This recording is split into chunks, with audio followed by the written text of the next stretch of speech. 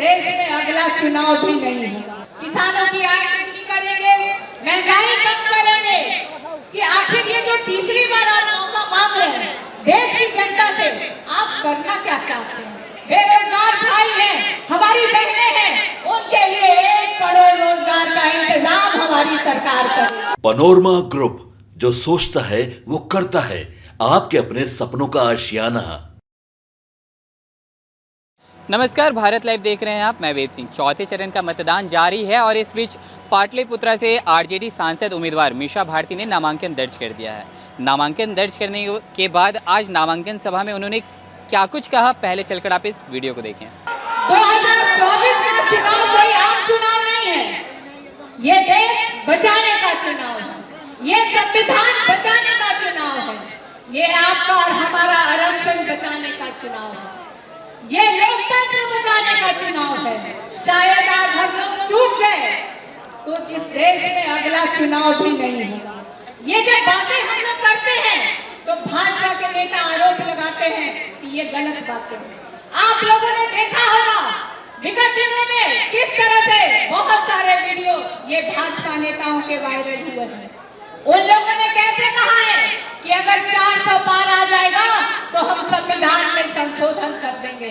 आप लोग याद करिए 2015 का विधानसभा का चुनाव, आरएसएस प्रमुख मोहन भागवत जी ने क्या कहा था?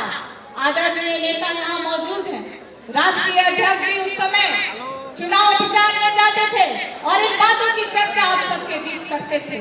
वो आरक्षण समाप्त करना चाहते थे। एक तरफ इस देश के प्रधानमंत्री को इस देश की जनता ने 2 बार मौका दिया। 10 वर्ष का समय कोई छोटा समय नहीं होता है। क्या क्या वादे किए थे उन्होंने देश की जनता से? प्रत्येक वर्ष 2 करोड़ नौकरी देंगे, जो कि 20 लाख होता है, 20 करोड़ होता है। 15 लाख प्रत्येक व्यक्ति के खाते में आएगा। किसानों की आय दुगनी करेंगे, महंगाई कम करेंगे, गरीबों को पक्का मकान देंगे और सबसे ज्यादा अगर किसी को ठगने का काम किया तो वो हमारे बिहार राज्य को ठगने का काम किया। बिहार में इन नेताओं को याद आती है जब चुनाव के समय और आते हैं और बोल के जाते हैं बिहार को विशेष राज्य का दर्जा मिलेगा, बिहार को स्पेशल पैकेज देंगे, बिहार में फैक्ट्रियां लगवाएंगे ताकि जो पलायन यहाँ की बहुत बड़ी समस्या है, जो हमारे भाई दूसरे राज्यों में जाके काम करते हैं। मोदी जी कहते थे चुनाव में कि बिहार की बंद पड़ी चीनी मिलों को भी वो खुलवाएंगे, लेकिन एक भी वादा इन्होंने 10 वर्षों में पूरा नहीं किया। एक योजना लेके आए, अग्निवीर योजना, हमारे नौजवान भाइयों के लिए 18 वर्ष में हमारे नौजवान भाई देश की सेवा करने जाएगा और जब 22 वर्ष का होगा तो उसको रिटायर करके घर बिठा दिया जाएगा। और यही हमारे प्रधानमंत्री जी 73 वर्ष के होने जा रहे हैं और तीसरी बार मौका मांग रहे हैं, लेकिन प्रधानमंत्री जी अपना विजन नहीं बता रहे कि आखिर ये जो तीसरी बार आप मौका मांग रहे हैं देश की जनता से, आप करना क्या चाहते हैं? क्या आप वही करना चाहते हैं जो आपने 2014 में किया, जो आपने 2019 में किया? प्रधानमंत्री, इस देश का दुर्भाग्य देखिए कि पहली बार देश के इतिहास में एक प्रधानमंत्री को 1.5 किलोमीटर रोड शो करना पड़ा और ये भी आम जनता नहीं थी, पूरे बिहार से, पूरे पास पटना साहिब की पाटलिपुत्रा की लोगों को बुला करके ये रैली कराई गई थी। आप एक तरफ देखिए कहीं न कहीं 3 चरण का चुनाव हो चुका है। मैं दूसरे जगह की मुझे जानकारी नहीं है, लेकिन मैं बिहार में जानती हूँ कि यहाँ पे एनडीए गठबंधन एक भी सीट नहीं जीतने जा रही है। आज चौथे चरण का चुनाव चल रहा है। आप सबको, अगर आप लोग एकजुट होकर के इंडिया गठबंधन के प्रत्याशी को सभी जगह से जिताते हैं, हमारी सरकार बनती है, तो हम लोग आपके लिए क्या काम करने वाले हैं ये मैं आपको बताना चाहती हूँ। पहला, जो हमारे पढ़े लिखे बेरोजगार भाई हैं, हमारी बहनें हैं, उनके लिए 1 करोड़ रोजगार का इंतजाम हमारी सरकार करेगी। मोदी जी 56 इंच का सीना चौड़ा करके 1200 रुपए में गरीबों को दे रहे हैं, उसको हम लोग 500 रुपए में देने का काम कर रहे हैं। जो बिजली बिल एक आम समस्या है गांव में कि बिजली कम जलाते हैं लेकिन बिल बहुत ज्यादा आता है, खासतौर पे महिलाएं इसकी शिकायत करती हैं। तो 200 यूनिट बिजली भी हमारी सरकार मुफ्त देने जा रही है। और जो रक्षाबंधन पे भाई बहन का त्योहार होता है, उस पे हमारी सरकार हमारी गरीब बहनों को 1 लाख रुपए की सहायता राशि भी देगी। और ये जो अग्निवीर योजना है, इसको हमारी सरकार बनेगी तो समाप्त करेंगे, और जैसे पहले बहाली होती थी उस तरह से हमारी सरकार करने का काम करेगी। अब हम बात करते हैं पाटलिपुत्र क्षेत्र के बारे में।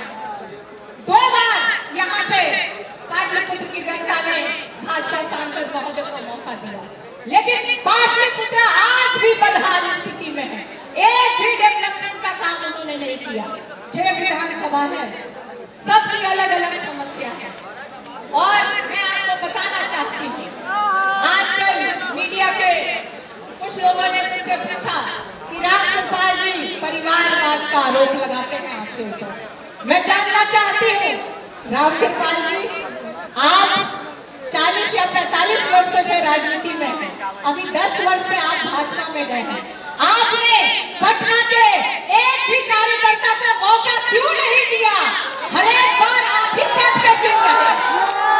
हर एक बार आप ही हमारे दल से क्यों पद पे रहे? चाहे वो एमएलए बने, चाहे वो एमएलसी बने, चाहे वो बोर्ड के मेंबर बने, चाहे वो राज्यसभा गए, चाहे वो सांसद बने, आपने पटना के कार्यकर्ता, राष्ट्रीय जनता दल के कार्यकर्ताओं को आपने सिर्फ बर्बाद करने का काम किया। आज वो भाजपा में है, मैं जानती हूँ भाजपा के कार्यकर्ता को भी बर्बाद करने का काम कर रहे हैं, उनमें फूट डाल रहे हैं। आप परिवारवाद का आरोप लगाते हैं, तो आपको मैं बता देना चाहती हूँ, प्रधानमंत्री जी से 5 मिनट का समय लीजिए और पूछिए कि जो जमुई में लड़ रहे थे वो किसके जीजा जी हैं?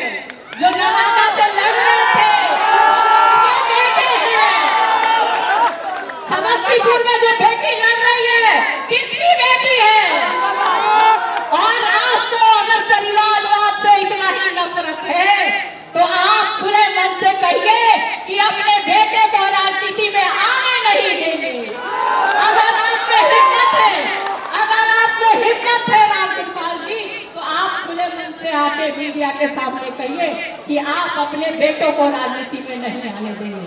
उसके बाद ही आप हमारे परिवार पे आरोप लगाइए। समय बहुत कम है। तो जैसा कि अभी आपने सुना कि मीशा भारती स्टेज से दहाड़ते हुए नजर आ रही हैं। उन्होंने कहा है कि इस बार एनडीए गठबंधन को नहीं, इंडिया गठबंधन को ये समर्थन में जनता वोट करे। उसके बाद जो जिस तरह से गरीबी है, महंगाई है, बेरोजगारी है, उस पर महागठबंधन काम करेगी। तो और भी ऐसे तमाम खबरें देखते रहने के लिए आप जुड़े रहें भारत लाइव के साथ। धन्यवाद। पनोरमा ग्रुप, जो सोचता है वो करता है।